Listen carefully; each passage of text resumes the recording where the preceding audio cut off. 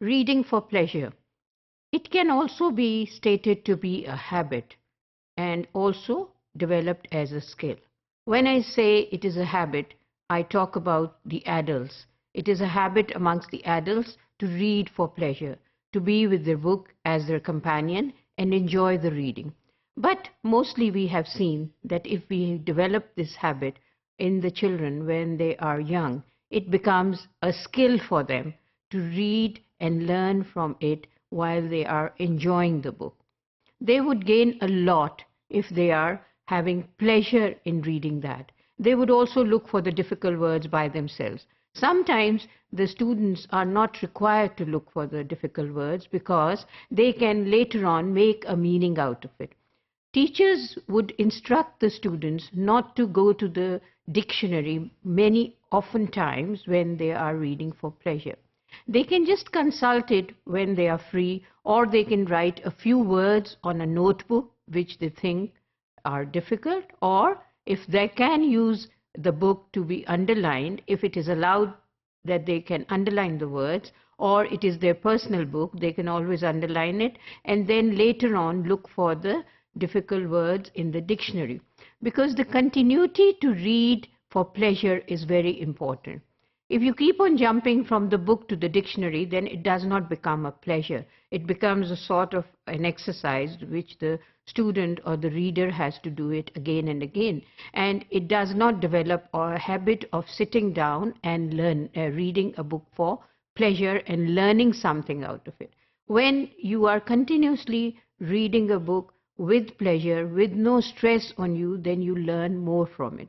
So it is suggested that while reading for pleasure, the children should be guided by the teacher and they should be allowed to either underline the words or maybe note the difficult words in a notebook or a piece of paper, and then later on look for these words in the dictionary, or maybe they can get some help from the teacher.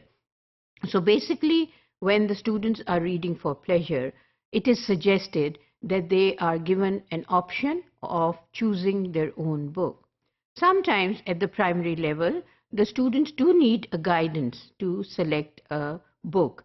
Many a times we have these book fairs or we have book festivals where there is a lot of option for the students to purchase the books at low prices. The teachers should encourage the students to be attending such festivals. Rather, the school should encourage book agencies and bookshops to come and have an exhibition in the school and sell the books at lower prices so that children get interested in buying their own book. My book is actually a phenomena. When kids are young and they are encouraged to have my book, with my book, I mean that they are encouraged to buy their book.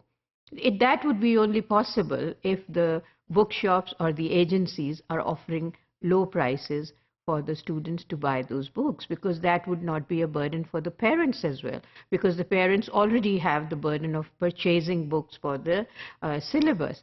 So it is a good idea if the schools collaborate with the agencies or the bookshops and have book exhibitions in the school, or maybe they can make their children visit places where there are book exhibitions displayed, and there, of course, most of the time the exhibitors, they are offering low prices, and the children can get the confidence of buying a book and then reading that book.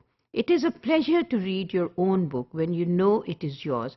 This habit should be developed in the students when they are very young, and then they continue it as a hobby or a habit.